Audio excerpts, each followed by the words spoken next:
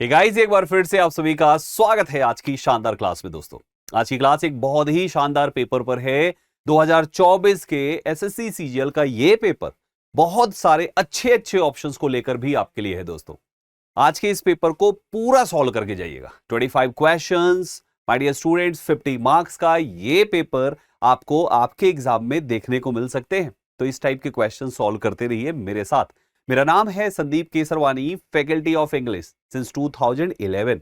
पिछले 14 साल से आप सभी को इंग्लिश पढ़ा रहा हूं। इंग्लिश आसान कैसे बनानी है ये मैं बेहतर जानता हूं और आपको 100% इंग्लिश आएगी, इसकी गारंटी भी है बच्चों मेरे साइड से। आइए शुरुआत करते हैं और एक एक करके सारी चीजों पे बात करेंगे। जैसा कि मैं आपको पहले ही बता चुका हूं कि आज का जो पेपर है वो है 10 सितंबर 2024 को सेकंड शिफ्ट में पूछा गया था। एसएससी सीजीएल का ये पेपर है दोस्तों। सेम पेपर आपके साथ आपने इस पर्टिकुलर ईयर में बच्चों ने अटेम्प्ट किया था और आप इसकी प्रैक्टिस कर रहे हैं। सबसे पहला क्वेश्चन इसमें जो अपोजिट बताना है, एंटोनिम बताना है दोस्तों। क्या है question? Their sporting achievements at the highest level are being utterly ignored. आप ध्यान से देखिए, अटरली इग्नोर्ड कहना क्या चाह रहा है, सेंटेंस को पहले समझिए। जब भी क्वेश्चन आंसर करना हो पहले क्वेश्चन समझना जरूरी है। जो question is their sporting achievements, उनका जो स्पोर्टिंग अचीवमेंट्स रहा है, यानी उनके वो अचीवमेंट्स जो स्पोर्ट्स फील्ड में उन्होंने प्राप्त किए थे, एट द हाईएस्ट लेवल पे आर बीइंग क्या किए जा रहे हैं? इग्नोर किए जा रहे हैं। अब इग्नोर कैसे किए जा रहे हैं? अटरली इग्नोर किए जा रहे हैं। तो मतलब आप कहना चाह रहे हो कि पूरी तरीके से इग्नोर किए जा रहे हैं। Completely ignored, are being completely ignored, है ना? आर बीइंग फुली इग्नोर्ड ऐसे कहना चाह रहे हो तो इसका अपोजिट चाहिए, यानी कि पूरी तरीके से नहीं, थोड़ा थोड़ा इग्नोर किया जा रहा है।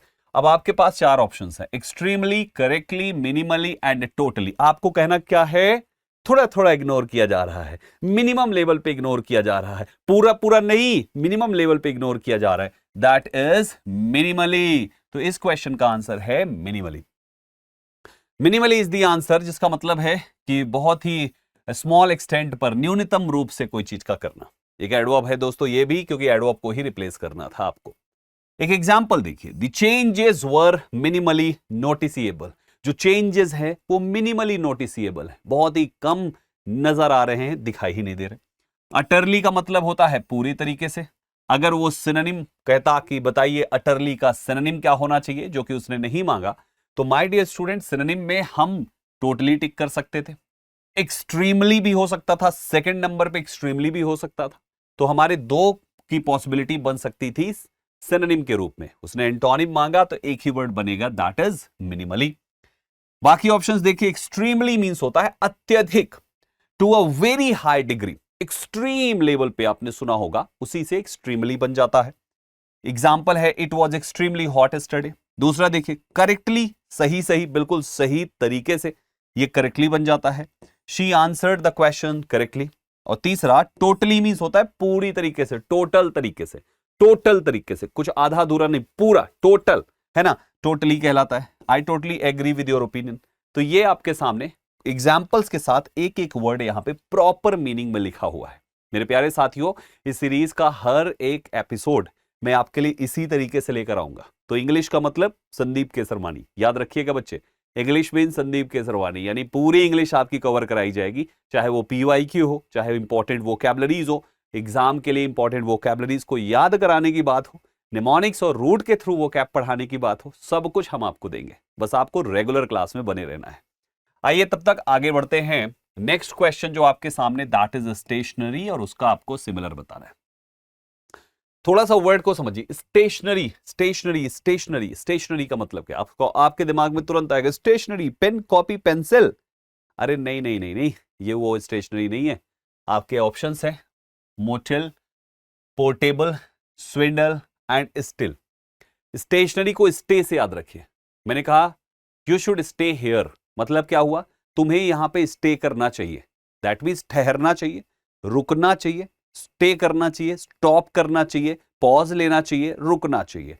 अब आपके पास यहां पर उसके जैसा मिलता जुलता वर्ड एक ही है, that is still.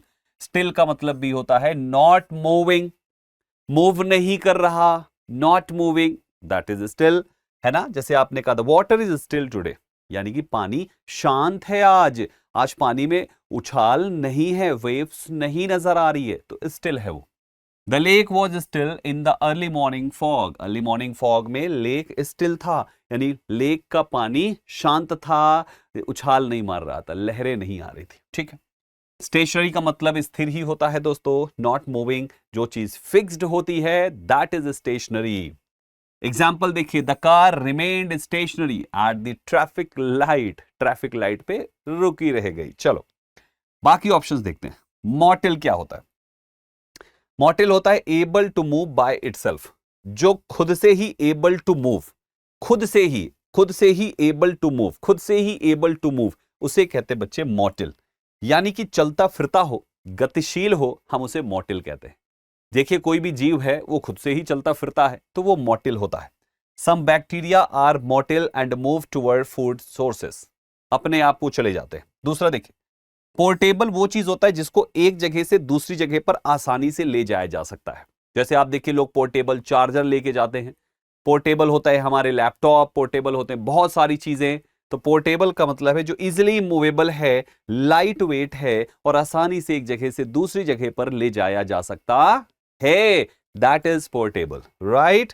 The portable charger is convenient for travel. Portable charger travel में कन्वीनियंट होता है, तो ये हो गया पोर्टेबल। तीसरा वर्ड है स्विंडल, जिसका मतलब है टू चीट और डिसीव समवन, धोखा देना, उसे हम स्विंडल कहते हैं। He was arrested for attempting to swindle investors, यानी इन्वेस्टर्स को स्विंडल करने का अटेम्प्ट करने के लिए he was arrested, उसे अरेस्ट किया गया। एग्जाम्पल के साथ एक एक शब्द को कैसे यूज करना है मैंने वो बता दिया।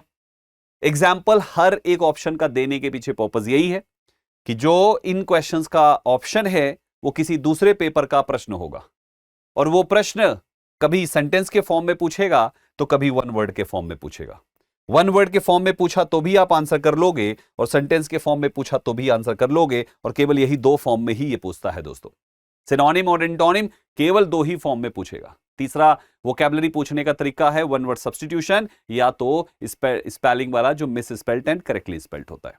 इसलिए ये दोनों आपके लिए रखा गया है, क्योंकि यही दो तरीके से कोई भी सवाल वोकैब वाला बनेगा, ऐसे ही बनेगा। ठीक है ना दोस्तों? तो ध्यान रखिएगा, ऐसे याद करते चलें, एक एक शब्द को उनके यूजेस के हिसाब से लर्न करते चले, कोई भी छोड़ना नहीं है बच्चे। नेक्स्ट क्वेश्चन आपके सामने है, select the most appropriate option that can substitute the underlined words in the given sentence. आइए समझते हैं। Rare species of frogs were very quicker identified by Stella. बड़ा ही प्यारा सा क्वेश्चन है दोस्तों। आप थोड़ा सा सेंटेंस इंप्रूवमेंट है ये। मैं हमेशा कहता हूं कि सेंटेंस इंप्रूवमेंट में जितना पोर्शन अंडरलाइंड है या तो हाईलाइट है, उसके राइट साइड से और इसके लेफ्ट साइड से उनकी कनेक्टिविटी को जरूर चेक करिए। जैसे यहां पे देखा रेयर स्पीसीज, ये आपका नाउन है, आप वर्ब लिख सकते थे लेकिन आपने ऑफ लिखकर दूसरा नाउन लिख दिया। ठीक है, अब आपने इसकी वर्ब लिख दी, तो लेफ्ट साइड से इसकी कनेक्टिविटी 100% सही है। अब एक बार राइट साइड आ जाइए, वर वेरी क्विकर आइडेंटिफाइड। यहां पे ये जो आइडेंटिफाइड है ये वर की वर्ब है दोस्तों, यानी कि वो कहना चाह रहा है rare species of frogs were identified by Stella. तो वर प्लस आइडेंटिफाइड सेंटेंस हमारा पैसिव वॉइस बना रहा है। मेरे प्यारे भाइयों, जब आपकी ये वर्ब है, ये आपका क्या है, ये वर्ब है, तो इस वर्ब का इसके पहले जो शब्द आप यूज करेंगे उसके लिए वो एडवर्ब के रूप में होना चाहिए। और आप ध्यान से देखिए, आपने एडवर्ब नहीं, आपने एडजेक्टिव की कंपैरेटिव डिग्री लिख दी। क्विकर तो यूज ही तब होता है जब आप देन लिखा होता आगे दोस्तों, आगे कोई देन नहीं लगा हुआ है, एंड जब देन नहीं है तो क्विकर नहीं आएगा। क्विकर क्विक का कंपैरेटिव है, तो आपका वो तो एडजेक्टिव हो गया, और आइडेंटिफाइड वर्ब का क्वालिफायर एडवर्ब होता है, तो वो क्विकली चाहिए दोस्तों, क्विकली चाहिए। आपके सारे ऑप्शंस में से दो ऑप्शंस आपके क्विकली नहीं है, ये दोनों काट दीजिए, और ऑफ चाहिए दोस्तों, यहां पर आपने टू लिखा हुआ है, तो करेक्ट आंसर आपके पास केवल एक बचता है, टू वाला कट गया और दो आपके एडजेक्टिव वाले कट गए, या कंपैरेटिव जो भी लिखे हुए हैं वो कट गए। यहां पे क्विकली का क्विकलियर किया है, मतलब एडवर्ब की कंपैरेटिव डिग्री बनाई है। अब आप कंपैरेटिव डिग्री तभी बना सकते हो जब आपके पास देन है ही नहीं यहां पे, right. So we can not go with any of these three options, we will have to go with only B. आपको बी के साथ जाना पड़ेगा. बन गया आपका answer. Okay guys, so let's have next question. 4th number question आपके सामने है. Select the most appropriate antonym. आपको अपोजिट मीनिंग बतानी है और एंटोनिम किसका बताना है, इसका एंटो उधर लिखना है आपको. देखो, most of the flowers Bloom in the spring season. Spring season में बहुत सारे फ्लावर्स. स्प्रिंग कौन सा मौसम होता है, बसंत ऋतु है जी, जहां पर फूल पौधे खिलते हैं, लहलहाते हैं, हरियाली होती है चारों तरफ, उसको स्प्रिंग सीजन कहते हैं. तो मोस्ट ऑफ दी जो फ्लावर्स हैं वो ब्लूम करते हैं in the spring season, but they start to dash होना ड्यूरिंग समर. किंतु वो समर के दौरान क्या होना शुरू हो जाते हैं, तो यहां पर अगर खिलना है तो यहां पे मुरझाना हो जाएगा. क्यों, क्योंकि यहां पर कंजंक्शन. अब बट तो कॉन्ट्राडिक्ट करता है, जो बात इधर कही है उसका उल्टा उधर डालना पड़ेगा. अगर इधर फूल खिल रहे हैं तो उधर मुरझाएंगे, इधर मुरझा रहे होते तो उधर खिल जाते. अभी सेंटेंस में इधर खिल रहे हैं तो उधर मुरझाएंगे. आपके 4 ऑप्शन है, पहला फ्लश, दूसरा विदर, तीसरा फ्लोरिश, चौथा ब्लूजम. मुरझाने को हम वेदर कहते हैं, विदर. विदर प्यारे बच्चों, WITHER, विदर मींस होता है टू ड्राई अप और लॉस स्ट्रेंथ. मजबूती खोना या तो ड्राई अप हो जाना. और मुरझाने का मतलब होता है सूखना. अगर कोई चीज मुरझा रहा है दैट मींस वो ड्राई अप हो रहा है, वो सूख रहा है, उसमें से मॉइस्चर खत्म हो रहा है, उसी को हम कहते हैं विदर. WITHER, विदर मींस होता है मुरझाना. एक होता है वेदर, मौसम, WEATHER, और एक होता है वेदर और वाला वेदर, कंजंक्शन में जो आप पढ़ते हैं, WHETHER. 3 अलग अलग शब्द हैं. हम आपको पढ़ा रहे WITHER, विदर, दैट मींस मुरझाना. ठीक, मुरझाना, जैसे the leaves weathered due to lack of water. दूसरा एग्जांपल देखिए, दूसरा वर्ड कौन सा था आपका, जो प्रश्न था, दैट वाज ब्लूम. ब्लूम का मतलब होता है फूलना, बढ़िया से फूल रहा है, बढ़िया से, एकदम से, ऐसे एकदम लहलहा रहे हैं पत्तियां, पूरा मॉइस्चर है प्रॉपर जमीनों में, अच्छे से हो रहा है ना. The cherry trees Bloom beautifully in spring. ठीक है, ये एग्जाम्पल भी देता चला गया मैं. बाकी ऑप्शंस में आते हैं तो फ्लश का मतलब क्या होता है, इसका मतलब है टू टर्न रेड और टू फ्लो आउट क्विकली. लाल हो जाना, टू टर्न रेड, लाल हो जाना, और टू फ्लो आउट क्विकली, या तो फ्लो आउट कर जाना क्विकली, जल्दी से बह जाना, उसे हम कहते हैं बच्चे फ्लश. आप देखते होंगे घर में जो होता है, लोग वहां पे फ्लश करते हैं ना, कहते हैं फ्लश कर देना, राइट, वॉशरूम वगैरह में. चलिए दूसरा एक एग्जांपल देखिए. She flushed with embarrassment when praised in front of the class. ठीक है, यानी वो एम्बैरेसमेंट से पूरी फ्लश्ड हो गई when praised in front of the class. ठीक, आगे देखिए. फ्लोरिश का मतलब होता है कोई चीज का फलना फूलना. अगर उसने सिनोनिम मांगा होता तो ब्लूम का सिमिलर फ्लोरिश हो जाता. ठीक है, ब्लूम मींस भी फलना फूलना होता है, एंड फ्लोरिश का मतलब भी फ्लोरिश करना, फलना फूलना, ग्रो करना, सक्सीड होना, उसे कहते हैं दोस्तों. दैट इज फ्लोरिश करना. एक example, his business flourished after the lockdown ended. Lockdown के एंड होने के बाद उसका बिजनेस फ्लोरिश्ड, फल फूल गया. और ब्लूजम का मतलब भी होता है टू डेवलप और इंप्रूव होना, डेवलप करना, उसे भी कहते हैं. किसी फ्लावर का इसे भी कहते हैं खिलना, निखरना, something like that. Her talent begin to blossom during college. ठीक है प्यारे साथियों, ध्यान रखिएगा, कॉलेज की स्पेलिंग ध्यान रखिएगा, बच्चे भूल जाते हैं. यहाँ पे कभी ए लगाते, कभी ई लगाते हैं. आप ई होता है COLL, यहाँ पे EGE होता है. ये स्पेलिंग टेस्ट में पूछा गया था, याद रखो. जैसे ऐसे भूल जाओ कि सर यहाँ पे ई होगा कि ए होगा, तो ऐसे याद रखना.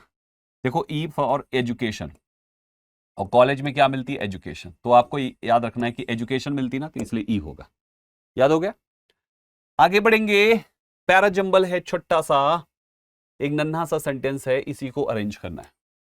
Delicious she a baked chocolate cakes. अरे ये होगा, she baked a delicious chocolate cake. क्या बनेगा order, she baked a delicious chocolate. Right, आपका आंसर कौन सा होगा, RPQOS. RPQOS. My dear student, कितना बेसिक सा है, छोटा सा है. मतलब आप सोचिए, ये क्वेश्चन के लिए एग्जामिनर ने, SSC ने 2 नंबर दिए थे. ऐसे क्वेश्चंस के लिए जिसको जिसको आधे नंबर में भी ये क्वेश्चन, आधे नंबर का भी मोहताज है, इतना आसान क्वेश्चन दिया गया है दोस्तों। तो प्रीलिम्स काफी आसान हो जाता है। कट ऑफ जाएगी क्यों नहीं? हाय भाई, जब फुल मार्क्स करके हर बच्चा आने लगेगा तो, है ना। सो आपका सही ऑर्डर क्या है? देखो, सबसे पहले जब कभी भी एक ही सेंटेंस मल्टीपल पार्ट्स में डिवाइड हो तो उस केस में आप हमेशा उस सेंटेंस का सबसे पहले सब्जेक्ट खोजा करो, फिर अगर हेल्पिंग वर्ब है तो वो खोजो, मेन वर्ब है, फिर ऑब्जेक्ट है, फिर कॉम्प्लीमेंट है। हमने यही किया, सबसे पहले सब्जेक्ट खोज लिया शी, फिर हमने वर्ब खोज लिया main verb, that is baked, BAKED। She baked, क्या बेक किया उसने? तो हमने देख लिया उसने चॉकलेट केक बेक किया। कितने चॉकलेट केक? तो लिखा हुआ है एक चॉकलेट केक, है ना। अब एक चॉकलेट केक, ये कैसा है? तो डिलीशियस है, तो उसको लिख दिया आ डिलीशियस चॉकलेट केक, क्योंकि डिलीशियस कौन सी चीज है? चॉकलेट केक डिलीशियस है। एडजेक्टिव हुआ उसका, उसके पहले लिख दिया जाएगा, सिंपल सी बात है। आगे बढ़ेंगे दोस्तों, नेक्स्ट क्वेश्चन आपके सामने अगेन पैराजंबल है, क्या है? नहीं, ईडियम्स है ना। Select the most appropriate meaning of the phrase in bold. आपको बताना है इसका मतलब क्या है। Cooked your goose, what does it mean? आप एक गूज लेकर आए, गूज एक बतख होती है, जंगली बतख को गूज कहते हैं। तो शी सो कॉल्ड फ्रेंड, जिसको योर सो कॉल्ड फ्रेंड, तुम्हारा जो सो कॉल्ड फ्रेंड है ना, उसने क्या किया?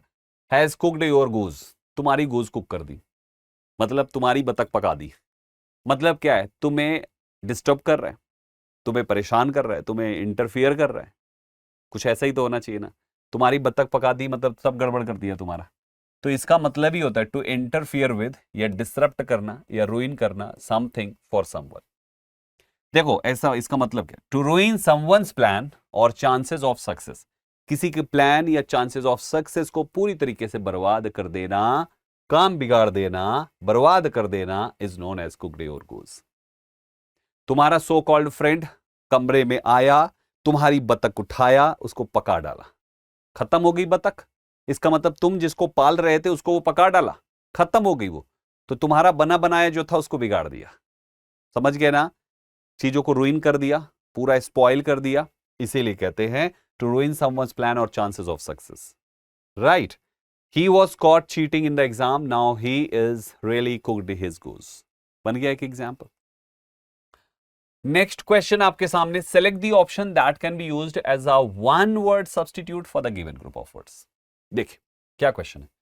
N of an imaginary place, एक ऑफ एन इमेजिनरी प्लेस और state of utter perfection and happiness. वो क्या कह रहा है कि एक ऐसा इमेजिनरी प्लेस हो या state of utter perfection and happiness हो, तो आप ऐसी चीज जो कल्पना में आप सोच रहे हो कि ये चीज पूरी तरीके से परफेक्शन में है, मतलब हर कोई यहां पे खुश है, एक ऐसे समाज के आप इमेजिन कर रहे हो, एक ऐसी सोसाइटी के इमेजिन कर रहे हो, इमेजिनेशन में है जहां पे आप सोच रहे हो कि राम राज्य आ गया है, हर कोई खुश है, कोई दुखी ही नहीं है, हर कोई खुश है, हर कोई हैप्पी है, ऐसी जगह को क्या कहते हैं? चार ऑप्शन है, inferno, dystopia, euphoria, utopia. Utopia utopia utopia होता है एक परफेक्ट एंड आइडियल सोसाइटी, आदर्श समाज, जहां पर यह सोचना कि सभी कोई हैप्पी है, किसी को गम है ही नहीं, यूटोपिया कहलाता है। They dreamed of creating a utopia with no crime और पॉवर्टी। दुबई को कह सकते हो आप, दुबई में ना तो पॉवर्टी है, वो बाहर से जो जा रहे हैं वही गरीब हैं, वहां पे वहां वाले सब अमीर हैं, और क्राइम तो है ही नहीं दोस्तों। तो परफेक्ट राज्य बना दिया उन्होंने, परफेक्ट कंट्री हो गई utopia. Got it. Second, inferno क्या होता है दोस्तों? इन्फर्नो क्या है? ये एक लार्ज अनकंट्रोलेबल फायर, भीषण अग्निकांड, ऐसी आग लग गई कि बुझ ही नहीं पा रही, भीषण अग्निकांड, एक लार्ज अनकंट्रोलेबल फायर को कहते हैं बच्चे इन्फर्नो। Inferno, inferno. कहीं पर आग लगे हुए देखे, बोल दिया करो आप। वोकैबुलरी याद करने का अच्छा तरीका है, सारी वोकैब जो आपको याद करनी है उसको सब जगह कहीं ना कहीं चिपकाओ, किसी ना किसी को, किसी ना किसी जगह को, प्लेस को, थिंग को बोलते रहो। इन्फर्नो, इन्फर्नो, समझ गए? The building was destroyed in an inferno. Next, dystopia क्या है? एक फ्राइटनिंग अनजस्ट सोसाइटी, भयानक अन्यायपूर्ण समाज को कहते हैं, that is dystopia, opposite of this word. The movie shows a dystopia ruled by machines, यानी मूवी ने डिस्टोपिया शो किया जो मशीन्स के द्वारा, बाहरी रोबोट ऐसे कभी कभी मूवीज आ जाती है, रोबोट आ गए अदर अदर प्लैनेट से, सब बर्बाद कर रहे हैं, तो वही फॉर एग्जाम्पल एक बना दिया गया। यूफोरिया का मतलब है इंटेंस हैप्पीनेस और एक्साइटमेंट, जिसको हम कहते हैं अत्यधिक खुशी। ये एक रूट है मेरे बच्चे, हमेशा ध्यान रखिएगा, EU ये रूट है जिसका मतलब होता है गुड, अच्छा। एक और रूट है जिसकी मीनिंग गुड होती है, दैट इज कैली मीन्स भी गुड होता है, और यू मीन्स भी गुड होता है। यानी इन जिसमें भी ये दोनों में से कोई भी होगा उसकी मीनिंग हमेशा पॉजिटिव होगी, कुछ भी नेगेटिव नहीं होगा उसका।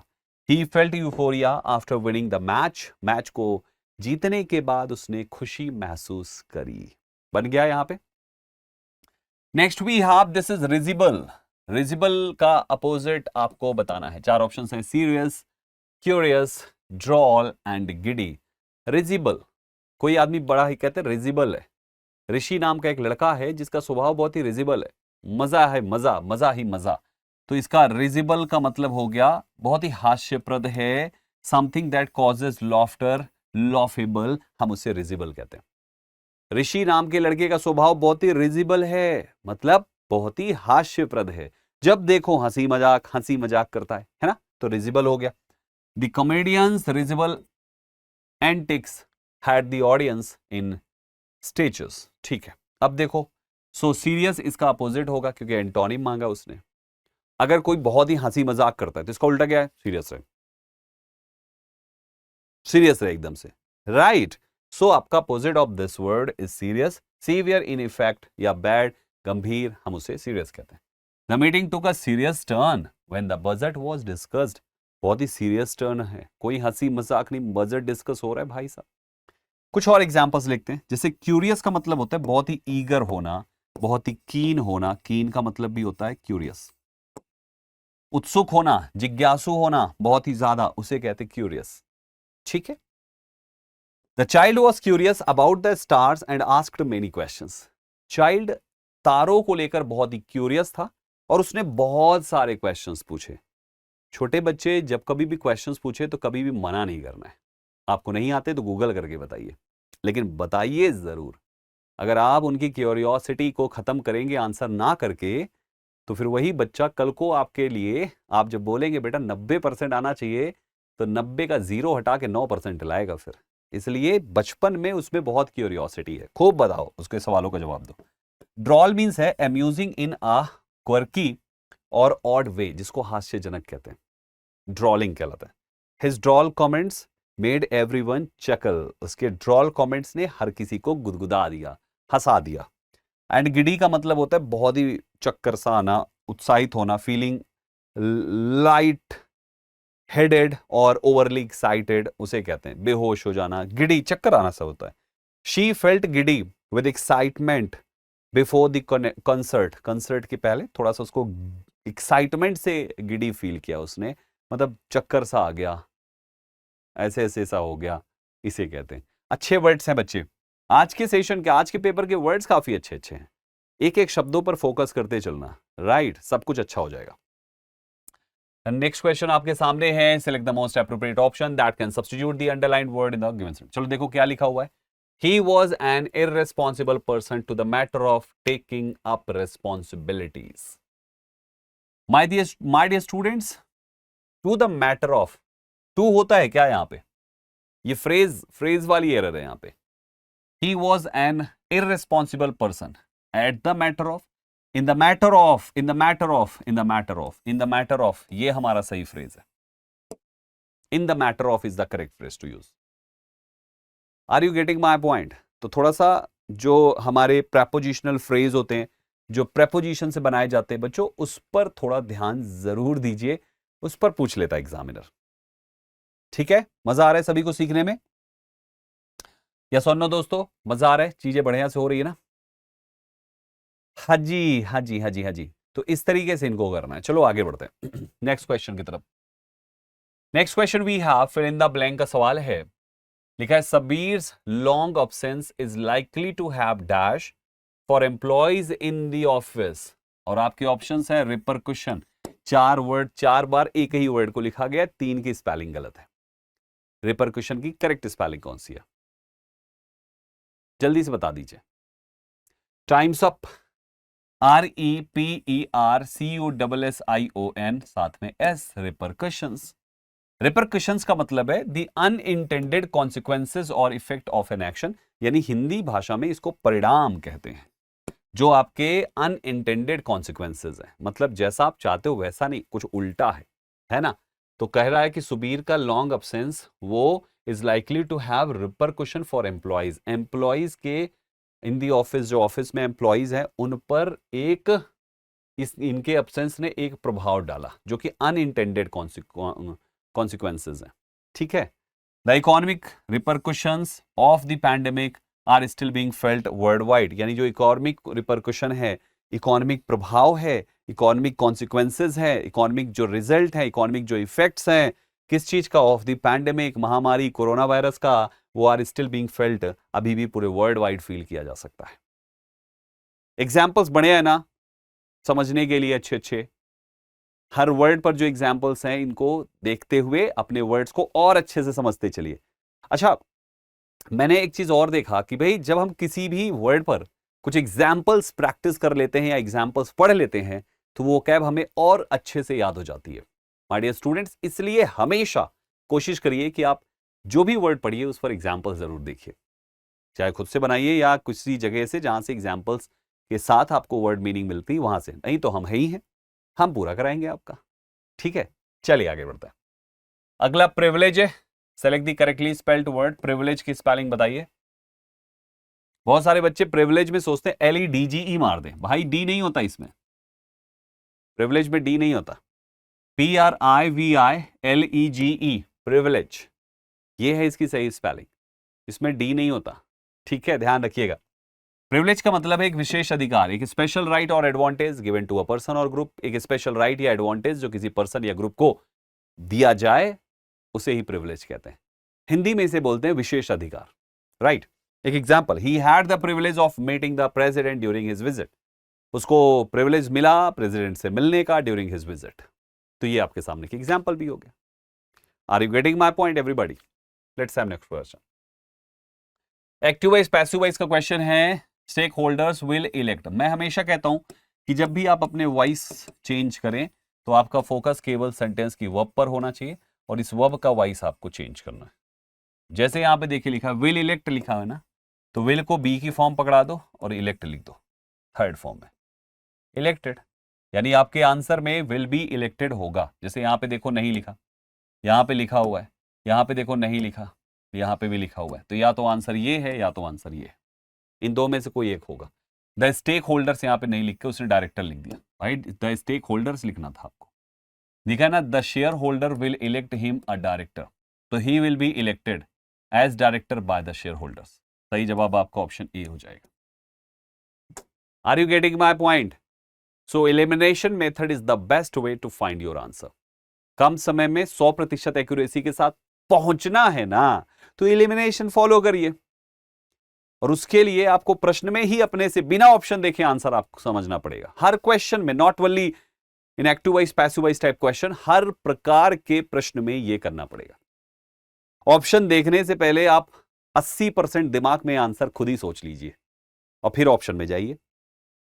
मैं गारंटी के साथ कहता हूं 99% क्वेश्चन ऑप्शन देखते ही तुरंत एलिमिनेट हो जाएगा, यानी अगले सेकंड ही आपको आंसर मिलेगा अगर आप 80% सॉल्व कर जाते हैं क्वेश्चन देखते ही क्वेश्चन को, ऑप्शन देखते ही क्वेश्चन का नहीं, ऑप्शन देखने से पहले।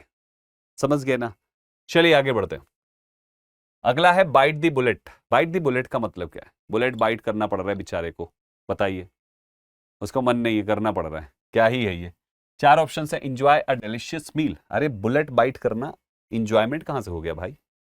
Face a difficult situation, avoid confrontation, वो तो बाइट कर रहा है, अवॉइड तो कर ही नहीं रहा। Give someone a piece of advice, वो तो बाइट कर रहा है बेचारा, बहुत डिफिकल्ट है उसके लिए। तो डिफिकल्ट सिचुएशन को फेस करना, वो भी करेज के साथ, हम इसे ही कहते हैं बाइट द बुलेट। जैसे एक आदमी से कहा गया ये लो बुलेट, बुलेट चाहे बाइक वाली हो गई चाहे बंदूक की गोली हो गई, दोनों ही को बुलेट कहते हैं। अब आपने दे दिया और आपने कहा भैया लो पकड़ो इसको और बाइट करो, चबाओ, ऐसे ऐसे बंदूक की गोली ही हो सकती है। तो ये तो उसके लिए बहुत डिफिकल्ट सिचुएशन है, फट गई ना तो भाई साहब पूरा मुंह उड़ जाएगा उसका, लेकिन उसको बाइट करना पड़ेगा, क्योंकि वो देखो लिखा है ना, बाइट द बुलेट, बुलेट को बाइट करो। तो बॉस ने कह दिया तो नीचे वाले को करना है भाई साहब। यानी एक प्रकार से उसको डिफिकल्टी फेस करनी है और बड़े करेज के साथ, करेज दिखाना पड़ेगा, नहीं तो भाई साहब दिक्कत हो जाएगी, बंदूक की बुलेट है। नेक्स्ट पे दोस्तों, अरेंजमेंट आपके सामने बड़ा ही शानदार अंदाज में, ध्यान से पढ़िए, आंसर मिल जाएगा। यहां से शुरू करिए। It's the first constitution and soon got himself elected. The administration of the country, General Ayub Khan took over. General Ayub Khan took over किया है। अब आपको यहां पे ऑब्जेक्ट चाहिए। टुक ओवर ये ऑब्जेक्ट है नहीं क्या, the administration of the country ये आपका ऑब्जेक्ट है, ये हो सकता है। यहां पे एंड आ गया, हो नहीं सकता। इट्स फर्स्ट कॉन्स्टिट्यूशन को कोई थोड़ी टुक ओवर करेगा। तो इतना कंफर्म हो गया कि आर के बाद आपको क्यू लगाना है। मिल गया एक पेयर। आफ्टर पाकिस्तान ने फ्रेम किया क्या चीज, इट्स फर्स्ट कॉन्स्टिट्यूशन। तो एक पेयर ये बन सकता है आर के एस के बाद ओ का। And soon got himself elected, तो पहले क्या किया, जनरल आयूब खान ने टुक ओवर किया एडमिनिस्ट्रेशन ऑफ द कंट्री को, और फिर ये चीज किया। अब ये दो पेयर आपको बना दिए, आंसर निकाल लो, चेक करो तुरंत। सही जवाब आपके सामने है ऑप्शन ए, SORQP। आपका क्या था, RQSO, यही है ना, SORQ, देखो लिखा हुआ है SORQ। तो सबसे पहला पार्ट हमारा क्या है, आफ्टर पाकिस्तान क्या किया उसने, फ्रेम्ड इट्स कॉन्स्टिट्यूशन, यानी कि आप पाकिस्तान के अपने कॉन्स्टिट्यूशन को फ्रेम करने के बाद जनरल आयूब खान ने टुक ओवर किया एडमिनिस्ट्रेशन ऑफ द कंट्री को, और सून गॉट हिमसेल्फ इलेक्टेड। बन गया ऑर्डर यहां पे, बिल्कुल ठीक ठीक। तो हमारा सही आंसर यहां पे ऑप्शन ए हो जाता है। अरेंजमेंट एक कला है जो किसी पर्टिकुलर वर्ड को देखते हुए हमें अरेंज करनी होती है, और इसके लिए हम एक अलग से भी आपके लिए क्लास लाएंगे, ये हम आपसे कई बार कह चुके हैं। नेक्स्ट क्वेश्चन है पग्नेशियस, क्या बनाना है इसका सिनोनिम। चार ऑप्शन है, ally, belligerent, sly and dogmatic. Dogmatic बहुत ही जिद्दी होता है, बेलिजरेंट होता है झगड़ालू, पग्नेशियस होता है झगड़ालू, लड़ाकू। तो आपका सही जवाब हो जाएगा belligerent. Belligerent, belligerent hostile and aggressive, जो युद्ध प्रिय होता है, लड़ाकू होता है, उसको कहते हैं बेलिजरेंट। बेलिजरेंट, क्वेरलसम, बेलिकोज, बहुत सारे शब्द होते हैं, कैंटैंकरस, है ना, war like, there are so many words, hostile, aggressive सब होते हैं। The belligerent nations refused to navigate peace, negotiate peace. दूसरा देखो, पग्नेशियस क्या है, वेरी इंपॉर्टेंट, मार्क कर लेना बच्चे, बहुत अच्छे अच्छे वर्ड्स हैं ये, सारे के सारे वर्ड्स। ईगर टू फाइट और आर्ग्यू, बहुत इच्छा हो रही है, लड़ाई कर लेते हैं, उसको कहते हैं पग्नेशियस। पगला है, पग्नेशियस स्वभाव का। His pugnacious attitude often led to arguments at work. ये लेके चला जाता है, पग्नेशियस एटीट्यूड है ना उसका। अच्छा, एली होता है सहयोगी, दोस्ताना के लिए यूज करते हैं। अ पर्सन और group joint for a common purpose, दोस्त होते हैं, साथी होते हैं, तो इसको कहते हैं सहयोगी या तो साथी, एली। ये एग्जाम्पल है, the two countries became allies during the war. ठीक है, आगे देखिए, स्लाई, स्ले, स्ले मतलब होता है क्लेवर इन अ डिसऑनेस्ट और सीक्रेटिव वे, चालाक, चंट कहते हैं इसको, स्ले। डॉगमेटिक मींस होता है जिद्दी, कट्टर, कुछ भी कह लिए। स्ट्रांगली ओपिनिएटेड है ना, often without evidence, strongly opinionated है, जो सोच लिया बस उसी पे टिका हुआ है, तो ये कट्टर स्वभाव का इंसान है। ठीक है, कट्टर है। She was dogmatic in her belief that her method was the only correct one, बाकी सबके गलत हैं, जो सोच लिया बस उसी पे टिका हुआ है। This is dogmatic. Are you getting my point? Let's have next question. Here it is. Wow. Again jumbled आपके सामने. It is also called a nuclear family. ठीक है. It is good to be in a small family because there is better management of resources. A small family is one with parents and a maximum of two children. The advantages of a small family are numerous. चलिए बताइए, बहुत basic है, बहुत ही basic सा है। किया आपने, 10 seconds काफी है ऐसे अरेंजमेंट के लिए। आंसर आपके सामने ऑप्शन ए हो जाएगा, क्योंकि पहला पार्ट इंट्रोडक्टरी चाहिए। देखिए, कहते हैं कि स्मॉल फैमिली इज वन, एक स्मॉल फैमिली वो फैमिली होती है जिसमें पेरेंट्स हो और मैक्सिमम 2 बच्चे हों। ठीक है, एक तो आपने बता दिया। इसको कहा जाता है, इस फैमिली को कहा जाता है न्यूक्लियर फैमिली। जो एडवांटेज है इस स्मॉल फैमिली का वो बहुत सारे हैं। क्या क्या है यहां पे बताया कि it is good to be a small family because there is better management होता है, बेटर मैनेजमेंट रिसोर्सेज होते हैं। उसका एडवांटेज उसने आगे एक्सप्लेन कर दिया। तो हमारा सही ऑर्डर हो जाएगा option A, CADB fits best. Let's have next question. Select the option that contains an error. Error find करना है बच्चे, आइए एरर फाइंड करते हैं। No other place in this country is so better as Gulmarg. Kashmir में कौन से पार्ट में गलती दिखी?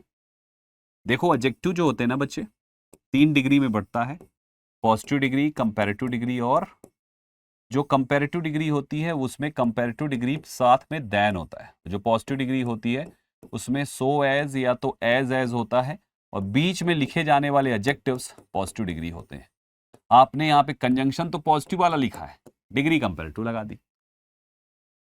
गुड, बेटर, बेस्ट होता है, तो बेटर तो कंपैरेटिव डिग्री हो गया, आपको गुड चाहिए, तो मिस्टेक है उसी पार्ट में। सो गुड एज यहां पे होगा, जो सो बेटर एज है, ये गलत है। तो no other place in this world is so good as Gulmarg. आपके एग्जाम में इसी टाइप के सेंटेंस में एक दूसरी एरर पूछी गई है, बताता हूं। जैसे अगर, और वो इसके, ये आसान है, यही सेम लाइन को अगर टफ बनाना है ना तो पता है क्या कर दो, यहां से ये हटा दो, लिख दो no place in this country is so good as Gulmarg. My dear students, अब इस सेंटेंस को पढ़ो, 1000 में कोई एक बच्चा होगा, अगर इस कॉन्सेप्ट को नहीं पढ़ा आपने तो ये आपको सही लग रहा होगा sentence. No place in this country, देखिए ना, no place in this country is so good as Gulmarg, तो सेंटेंस तो सही हो गया, लग रहा है ना? गलत है, अदर चाहिए ही चाहिए। अब आप कहो क्यों सर? बच्चे डिग्री आप जब यहां पे पॉजिटिव बना देते हैं तो इसका मतलब हो गया कि आप किन्हीं दो के बीच में सिमिलरिटी या तो डिसिमिलरिटी दर्शा रहे हो। नो शब्द से पता चल गया आप डिसिमिलरिटी दर्शा रहे हो। और जब दो चाहिए यहां पर तो आपने नो प्लेस का मतलब हो गया कोई प्लेस ही नहीं है, तो ये गुलमर्ग कहां से आ गया? जब कोई है ही नहीं तो गुलमर्ग कहां से आ गया? और अगर आप लिखते हैं यहां पर नो अदर, कोई दूसरा प्लेस नहीं है, इसका मतलब एक तो है, और वो एक है हमारा। इसलिए कभी भी जब पॉजिटिव डिग्री लगाई जाए तो हमेशा उसके साथ नो अकेला मत लिखिएगा, नो अदर जरूर लिखिएगा। और ये सवाल एग्जाम में पूछ लिया तो भाई आधे बच्चे तो नो एरर टिक करके आ जाएंगे। अब तो नहीं गलती होगी ना, हमेशा ध्यान रखना इस चीज को बच्चों। आगे बढ़ेंगे। एक्टिव पैसिव वॉइस है, the letter will be delivered. Passive voice है, जब इसको एक्टिव बनाओगे तो केवल आपको विल लिखना है और डिलीवर लिखना है, और कुछ नहीं लिखना। विल डिलीवर लिखना है और कुछ नहीं लिखना दोस्तों। जैसे यहाँ पे हैव है, गलत हो गया, यहाँ पे बी है, गलत हो गया, यहाँ पे डिलीवर्ड है। अब देखो 3 ऑप्शन एलिमिनेट हो गए ना, केवल सी बच गया आपका। That's your answer. काफी इजी हो जा रहे हैं क्वेश्चंस। नेक्स्ट क्वेश्चन आपके सामने एरर स्पॉट करने के लिए। आवर फैमिली इज प्लानिंग, हमारी फैमिली प्लान कर रही है अ ट्रिप टू यूरोप, एक ट्रिप यूरोप का। ठीक, नेक्स्ट समर, अगले summer, is planning next summer, right. तो फ्यूचर के लिए हम प्रेजेंट कॉन्टिन्यूअस भी बनाते हैं। आपने कहा our family is planning a trip to Europe next summer, where, जहां पर we should visit several famous landmarks, जहां पर हम बहुत सारे सेवरल फेमस लैंडमार्क्स विजिट करेंगे एंड एंजॉय करेंगे लोकल क्यूसिन को। माय डियर स्टूडेंट्स, जहां पे हम जब नेक्स्ट समर में जाने की प्लान कर रहे हैं तो ये सारी चीजें, ये विजिट हो गया या एंजॉय करना हो गया, ये दोनों तो नेक्स्ट समर पे होगा ना। और वो नेक्स्ट समर हमारा कौन सा टाइम है? फ्यूचर। तो आपने फिर शुड क्यों लगाया? फ्यूचर में तो वी के साथ या तो आप शैल लगा दीजिए, वी शैल विजिट। शुड क्यों कर दिया? या तो विल लिख दीजिए, लेकिन आप शुड तो नहीं लिख सकते ना। माय डियर स्टूडेंट्स, आप अच्छे से जानते हैं कि शुड का मतलब होता है चाहिए। आप कोई सजेशन नहीं दे रहे हैं यहां पे, आप यहां पे कोई सजेशन नहीं दे रहे हैं, तो शुड लिखेंगे क्यों? राइट। सो करेक्ट आंसर यहां पे होना चाहिए वी विल कर दीजिए या तो वी शैल कर दीजिए, choice is yours. But you can not write we should, that's wrong. Examiner इसमें दूसरी गलती ये भी कर सकता था कि यार family is planning a trip to Europe, यहां पे लिख देता a trip for Europe, a trip for Europe आ चुका है। जो भी मैं आपको एक्स्ट्रा एरर्स बता रहा हूं ये आपके एग्जाम में आ चुका है, किसी ना किसी पेपर में ये रहा है, जितने भी बता रहा हूं। ऐसे भी पूछा है, उसने पूछा अ ट्रिप फॉर यूरोप, यानी टू की जगह पे फॉर लगा दिया। A trip of Europe, of लगा दे, अ ट्रिप ऑफ यूरोप, गलत है, अ ट्रिप टू यूरोप होना चाहिए, ये टू ही होना चाहिए बच्चे। ये अगली एरर पूछेगा। जब क्वेश्चंस का स्टैंडर्ड बनाना होता है तो ऐसे सवाल बनाता है। अगला नेक्स्ट क्वेश्चन क्या पूछ सकता है, यहां पर ये वेयर की जगह पे कुछ और लगा देता, जैसे कि वो लगा देता व्हेन वी, और ये शुड व्हेन वी शैल ही होता या विल ही होता, when we will visit several famous landmarks whatever, तो ये भी गलत हो जाएगा। क्योंकि व्हेन क्यों लिखेंगे, आप यूरोप जा रहे हो और यूरोप इज अ प्लेस, तो प्लेस वाला वर्ड चाहिए ना, that's a where, that's not a when, तो वेयर इज करेक्ट। अगली जो गलती एग्जामिनर बना सकता था, हमेशा ध्यान रखिएगा, सेवरल के बाद, several, different, few, a few, the few, some, ये जैसे वर्ड्स के बाद हमेशा प्लूरल नाउन लिखा जाता है। सेवरल लैंडमार्क्स ही होना चाहिए, लैंडमार्क होगा गलत हो जाएगा दोस्तों। काउंटेबल नाउन है, प्लूरल चाहिए आफ्टर सेवरल। ये भी एग्जामिनर पूछ चुका है, सेवरल लैंडमार्क लिखकर। माय डियर स्टूडेंट्स, अगली एरर बना सकता है, इंजॉय को इंजॉयड कर देगा, and enjoyed local cuisine, enjoyed करेगा तो भी गलत है, क्योंकि आप वी जो है विल विजिट करेगा और वी विल ही इंजॉय करेगा, तो सब्जेक्ट और हेल्पिंग वर्ब कॉमन है इस इंजॉय के लिए भी, सेम। तो जब सेम ही आपके सब्जेक्ट और हेल्पिंग वर्ब इसको चाहिए, तो सेम फर्स्ट फॉर्म यहां पे है, तो यहां भी फर्स्ट ही फॉर्म आएगी दोस्तों। ध्यान रखें, ऐसे ऐसे क्वेश्चंस पूछेगा एग्जामिनर, यानी एक सवाल, एक सिंगल सेंटेंस उठाता है एसएससी और उसी पे 10 प्रकार से सवाल बनाता है। मैं आपको मेरे सेशंस में एसएससी के द्वारा बनाए गए या फेंके गए हर प्रकार की बॉल का काट दूंगा दोस्तों, हर प्रकार के प्रश्नों का काट दूंगा, एक एक शब्द में ग्रामर सिखाऊंगा मैं आपको बच्चों, इसलिए ध्यान से पढ़ते रहिए। मैंने आपसे कहा ना, इंग्लिश मतलब संदीप केसरवानी सर, आपको सब कुछ सिखाऊंगा, एक एक शब्द की ग्रामर सिखाऊंगा, क्या एग्जामिनर बनाएगा यहां पे सब कुछ। आगे आइए माय डियर स्टूडेंट्स, अपोजिट चाहिए हमें यहां पे, ऑब्वियसली अंडरलाइन सेगमेंट है तो उसका अपोजिट चाहिए। देखिए क्वेश्चन क्या है, most of the land near the town, town के पास की बहुत सारी लैंड इज बैरन, बैरन का मतलब होता है बंजर, कोई भी चीज जो बंजर होती है वो सूख गई है एक प्रकार से।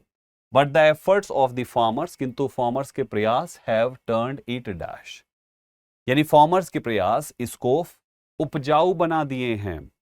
तो हम कहना चाह रहे हैं कि बैरन हो गई है, लेकिन किसानों ने प्रयास किया और इसको प्रोडक्टिव बना दिया। जमीन सूख गई थी, किसानों ने प्रयास किया, इसको प्रोडक्टिव बना दिया, वहां पे पानी आ गया, फसल हो गई, अब लहलहा रही है फसलें। तो माय डियर स्टूडेंट्स, हमें यहां पे प्रोडक्टिव चाहिए। प्रोडक्टिव, ये तो अनफ्रूटफुल है, इनफर्टाइल है, स्टेराइल है, ये तीन शब्द एक ही हैं। फर्टाइल का मतलब होता है प्रोडक्टिव, ये तीन शब्द और साथ में वो बैरन, ये चारों का एक ही मतलब है। स्टेराइल मतलब भी बंजर है, बैरन भी बंजर है, इनफर्टाइल भी बंजर है, अनफ्रूटफुल भी बंजर है, ये चारों का मतलब बंजर है। एक अकेला वर्ड बचा है, that is fertile, that's your answer. Able to produce crops और ऑफ स्प्रिंग, मतलब जो पैदा कर सकते हैं, चाहे फसल हो या संतान, हम उसे कहते हैं फर्टाइल। और जो नहीं पैदा कर सकते संतान या तो फसल, कोई जमीन जो फसल नहीं उगा सकती है, सूख गई है, ड्राई हो गई है, उसको कहते हैं इनफर्टाइल या तो स्टेराइल। जिस इंसान के बच्चे नहीं होते ना, उसको स्टेराइल कहते हैं, बंजर हो गया उनको कहते हैं। हिंदी में एक शब्द बोलते हैं, आप लोगों ने सुना होगा, जिस महिला के बेबी नहीं होते हैं उस महिला को लोग ऐसे हिंदी में बोलते हैं कि ये बांझ है। जो बांझ शब्द बोला जाता है हिंदी का ना, उसको इंग्लिश में बोलते हैं sterile. Got it everyone, what is sterile? आगे बढ़ेंगे, बैरन बता चुका हूं बंजर होता है, बाकी सारे ऑप्शंस मैं आपको बता ही चुका हूं कि ये तीनों का मतलब क्या है। तीनों एक ही चीज है, निर्जीव, निरर्थक, प्रोड्यूस नहीं होगा कुछ भी, उसे कहते हैं। चलो आगे आते हैं, अब आ गया क्लोज टेस्ट दोस्तों, ध्यान से पढ़ेंगे। चलो, कहता है Americans have been arguing, Americans बहस करते रहे हैं, अबाउट पैंडेमिक्स, महामारी के बारे में, डैश फॉर 2 ईयर्स, 2 सालों से। अभी आप ध्यान से देखो, महामारी के किस चीज के बारे में, महामारी के रिस्ट्रिक्शंस के बारे में, महामारी के इंटेम्परेंस के बारे में, एडवांटेज, क्या महामारी के फायदे रहे हैं अमेरिकन जिसके बारे में बात करते हैं, क्या फायदे रहे हैं महामारी के? भाई आगे आप पढ़ेंगे, फायदे बिल्कुल भी नहीं है। महामारी के अपाहिज, हैंडीकैप तो अपाहिज होता है, दो ऑप्शंस बच के, मीनिंग पता होती तो 1 सेकंड में हो जाए आपका। रिस्ट्रिक्शन का मतलब होता है बाधा, रुकावट। तो महामारी ने बहुत सारा रिस्ट्रिक्शंस लगा दिए थे। आप बाहर नहीं निकल सकते, पैंडेमिक था, बहुत सारी चीजें थी, आप सोशल गैदरिंग नहीं कर सकते, बाहर नहीं निकल सकते, आप एयर ट्रेवल नहीं कर सकते। एयर ट्रेवल क्या, आप किसी भी प्रकार का ट्रेवल नहीं कर सकते। These things were the restriction, है ना, restrictions, right. So correct answer इस क्वेश्चन का रिस्ट्रिक्शंस हो जाएगा। इनटेम्परेंस का मतलब भी लिखा है हमने कि एक्सेसिव बिहेवियर होता है, जो कि यहां पे आंसर बिल्कुल नहीं बनेगा। आगे बढ़िए। 22 क्या कहता है ये, फिर कह रहा है वहां पे, and the debate is particularly fraught among parents. Parents के बीच में ये डिबेट छिड़ी, ऑफ स्मॉल चिल्ड्रन, छोटे बच्चों के, यानी छोटे बच्चों के पेरेंट्स के बीच में ये डिबेट छिड़ी कोविड के रिस्ट्रिक्शंस को लेकर, फॉर गुड रीजंस, है ना। अब देखो हुआ क्या, while dash such as masking and isolation means temporary discomfort and inconvenience. तो ये मास्किंग और आइसोलेशन, यानी मास्क लगाना और अपने आप को दूसरों से दूर रखना, अलग अलग रखना, ये क्या थे, मीन टेम्पररी डिस्कंफर्ट था और इनकन्वीनियंस था फॉर मोस्ट पीपल के लिए। तो ये क्या, वाइल ब्रांडिंग, क्या ये कोई ब्रांडिंग्स है? नहीं। क्या ये कोई मीजर्स है? यस। क्या ये कोई मॉडल सेट किया गया था? नहीं। क्या ये कोई स्लगिशनेस है? नहीं। स्लगिशनेस का मतलब होता है लेजीनेस, आलसीपन। तो आपका एक ही आंसर बचेगा, दैट इज मीजर्स। मीजर्स का मतलब है उपाय या कदम, दैट इज योर मीजर्स। तो उसने यही कहा कि वाइल, जैसे कि कोई मीजर्स, जैसे कि कुछ उपाय, कुछ कदम उठाए गए, कुछ स्टेप्स लिए गए, while steps, while measures, while steps, कौन से, such as masking and isolation, mean temporary discomfort रहा, और क्या रहा, इनकन्वीनियंस रहा फॉर मोस्ट पीपल। आगे देखिए, their dash for still developing young children, their dash, their marginalization, foundations, disapproval, consequences। थोड़ा लाइन को पूरा पढ़ना पड़ेगा, यानी ये लोगों के लिए एक टेम्पररी डिस्कंफर्ट और इनकन्वीनियंस रहा, आइसोलेशन एंड मास्किंग, ये चीज लोगों के लिए इनकन्वीनियंस रहा। उसके बाद उन्होंने कहा there dash for still developing young children, यानी उसका कुछ जो अभी भी डेवलपिंग यंग चिल्ड्रेन है, यानी छोटे छोटे जो बच्चे हैं, अभी भी डेवलपिंग यंग चिल्ड्रेन है, अभी अभी बड़े हो रहे हैं, धीरे धीरे हैं, 1-2 साल 4 साल के हैं, आर मोर मिस्टीरियस। यानी ये मिस्टीरियस है उनका, किनका, ये मास्किंग और आइसोलेशन, इन चीजों का अभी भी उन बच्चों के अंदर, जो जो डेवलपिंग यंग चिल्ड्रेन है उनके अंदर वो चीज अभी मिस्टीरियस है। क्या, उसका परिणाम। तो their effect, their result, their consequences. आपके ऑप्शंस क्या है, कॉन्सिक्वेंसेस। ये कोई डिसअप्रूवल नहीं है कि डिसअप्रूव कर दिया, ये कोई फाउंडेशन नहीं है, कोई आधार नहीं है, ये उसका परिणाम है जो अभी भी क्या है, मिस्टीरियस है, एंड पॉसिबली मोर सिग्निफिकेंट है एंड लास्टिंग है, लंबा चलने वाला है, ये इसका प्रभाव खत्म नहीं होगा। सही बात है, कोविड में जो बच्चे हुए हैं ना, जो बच्चे कोविड टाइम में हुए हैं और 2 साल तक घर के अंदर रह गए ना, वो बच्चे थोड़े से डरपोक टाइप के हो गए बच्चों, ये सच्चाई है। वो सोशल गैदरिंग करते हैं तो उनको बच्चों से डर लगता है, उनको हर समय पेरेंट्स चाहिए, ये है। तो इसीलिए कहते हैं जब बच्चा छोटा हो तो लोगों के बीच में रखो उसको, अकेले रखोगे डरपोक हो जाएगा, सोशल गैदरिंग में डरेगा बच्चा, लाइट जाएगी तो डरेगा बच्चा। इसीलिए बच्चों को हमेशा लोगों के बीच में रखना है। आजकल क्या चल रहा है, गोदी गोदी खेल रहा है बच्चा, गोदी गोदी बंद करना है बच्चे को। गोदी गोदी से ज्यादा, अगर वो थोड़ा सा बड़ा हो रहा है, अपने से चल पा रहा है, तो कोशिश करो उनको चलाइए। गोदी गोदी लोग प्यार में और बिगाड़ देते हैं उसका, और बचपना में जो कॉन्फिडेंस बच्चा ला सकता था वो खत्म हो जाता है, तो उतना साल उसका वेस्ट चला जाता है। बहुत जरूरी है, ध्यान रखिएगा। सो कॉन्सिक्वेंसेज यहां पे फिट बैठेगा। नेक्स्ट पे आएगी 24, यहां पे क्या आएगा, एंड लास्टिंग है, चिल्ड्रेन विद स्पीच और लैंग्वेज डिसऑर्डर्स, बच्चे स्पीच एंड और लैंग्वेज डिसऑर्डर्स ऑफर करते हैं, perhaps the dash examples of these murky trade offs. Perhaps the कैसा एग्जांपल है, मतलब ये जो चीज है ये लास्टिंग है, और इसके बाद वो कह रहा है कि ये एग्जांपल है इस मर्की ट्रेड ऑफ्स का, ये परफेक्ट एग्जांपल है। वो ये कहना चाह रहा है, कौन से परफेक्ट एग्जांपल है, ऐसे बच्चे जो स्पीच या लैंग्वेज के डिसऑर्डर का शिकार हो गए। भाई वो बोल ही नहीं पा रहे सही से कॉन्फिडेंटली, या टाइम लग रहा है उनको, लोगों के बीच में गए ही नहीं, जब पब्लिक गैदरिंग में आते चुप हो जाते, एकदम शांत होते हैं, बोल ही नहीं पा रहे, स्पीच डिसऑर्डर हो गया बच्चों को। तो ये जो चीजें हुई है, ये शायद परहैप्स कह रहा है, शायद ये परफेक्ट एग्जाम्पल है इस मर्की ट्रेड ऑफ्स का, लेकिन हमारे पास परफेक्ट नहीं है। अब 4 ऑप्शंस हैं, क्लियरेस्ट, वेग, इंडिस्टिंक्ट, नेबुलस। इन तीनों का मतलब होता है अनक्लियर। अब अनक्लियर तो बोल नहीं सकते, तो क्लियरेस्ट डालेंगे। और एक इंटरेस्टिंग बात बताएं, इस ब्लैंक के जस्ट पहले देखो आर्टिकल दा लगा है, और दा आर्टिकल आएगा सुपरलेटिव डिग्री के साथ। इन 4 में से केवल एक सुपरलेटिव है। That's your answer. थोड़ी सी ग्रामर लगाएंगे, 100% करेक्ट हो जाएगा। बाकी मीनिंग लिख रखी है हमने। लास्ट पे आ जाइए यहां पे, फिर कहता है pandemic restrictions very by state, country and school district. सही बात है, but I spoke with parents of in California. मैं कैलिफोर्निया के पेरेंट्स से बात किया, न्यूयॉर्क में बात किया, मैसाचुसेट्स की बात किया, वाशिंगटन से बात किया, न्यू जर्सी की बात किया, लोवर से बात किया, मैरीलैंड से बात किया, इन सब जगहों के पेरेंट्स से बात किया। हु सेड, जिन्होंने कहा देयर चिल्ड्रंस स्पीच थेरेपी, उनके बच्चों की जो स्पीच थेरेपी है हैज बीन डैश, कुछ हो गई है। अब जाहिर सी बात है, अगर ऊपर कह चुका है कि यहां पर दिक्कतें हो रही है, डिसऑर्डर आ रहे हैं, स्पीच लैंग्वेज दोनों के डिसऑर्डर्स हैं, तो यहां पे उनकी स्पीच थेरेपी बिगड़ गई है ना, यही होगा ना, स्पीच थेरेपी खराब हो गई है उनकी, सही से बोल नहीं पा रहे हैं। 4 ऑप्शंस हैं, disrupted, regulator, measured and normalised. आप यहां पे ये 3 कैसे डाल सकते हैं? आपको तो स्पीच थेरेपी बिगाड़नी है according to this passage. First by the loss of in person therapy and then by masking requirements in places that have them. तो आपका आंसर होना चाहिए डिसरप्टेड। डिसरप्टेड मींस होता है बाधित कर दिया, उनकी बाधित हो गई है, डिस्टर्ब हो गई है, गड़बड़ा गई है। सो माय डियर स्टूडेंट्स, ये रहे आपके पूरे के पूरे ऑप्शंस, पूरे के पूरे 2500 क्वेश्चंस। उम्मीद करता हूं आपको काफी मजा आया होगा आज के ये सेशन को अटेंड करके। आपका स्कोर क्या है out of 25?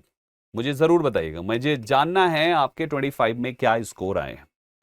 My dear students, आप किस टॉपिक पे क्लास चाहते हैं, आप वो भी कमेंट बॉक्स में हमें बता सकते हैं। आप अपना वीक स्पॉट, आप अपना वीक पॉइंट, अपना वीक टॉपिक हमें बताइए। मेजॉरिटी जिस टॉपिक की डिमांड करेगी, हम उस पर आपके लिए पूरी सीरीज ला देंगे। मेजॉरिटी, बाकी लाएंगे तो एक एक चीज, पढ़ाएंगे सब कुछ, लेकिन कौन सा पहले कौन सा बाद में करना है, वो आप कमेंट करके डिसाइड करवा सकते हैं। आई होप आपको चीजें काफी अच्छे तरीके से समझ में आ रही है, आपको चीजें काफी अच्छे से पसंद भी आ रही है। मजा आया तो सेशन को लाइक जरूर करिएगा। मुझे खुशी होगी अगर आप इसको आगे भी शेयर करेंगे अपने साथियों के साथ। उन्हें बताइए कि भैया आ जाइए, सब कुछ यहाँ पे पढ़ने को मिल रहा है, एक एक चीज इस अंदाज में पढ़ाया जाएगा कि सब कुछ समझ में आएगा। मेरी गारंटी है कि इंग्लिश में आपको इस हमारे साथ के अलावा और कहीं भी जरूरत पड़ेगी नहीं बच्चे। 100% मार्क्स का मेरा रिकॉर्ड है। हजारों हजार बच्चे गवर्नमेंट जॉब क्रैक करके इस समय अलग अलग जगहों पे पोस्टिंग कर रहे हैं, जो हमारे अपने पढ़ाए हैं। मौका इस बार आपको मिला है हमारे साथ जुड़ने का, और हमें आपको आपके साथ जुड़ने का। तो इसको मिलकर चलिए, आपके इसी साल आपके सिलेक्शन का पन्ना लिखते हैं। भूलिएगा नहीं, रेगुलर क्लास में आना है आपको, ठीक है? चलिए, अभी के लिए इतना काफी है। मिलते हैं आप सभी से अगले एपिसोड में कुछ इंपॉर्टेंट और नया शानदार क्वेश्चंस का पूरा सेट लेकर, जो कि इसके आगे का शिफ्ट होगा। Thank you very much for joining this session. All the best guys. जय हिंद।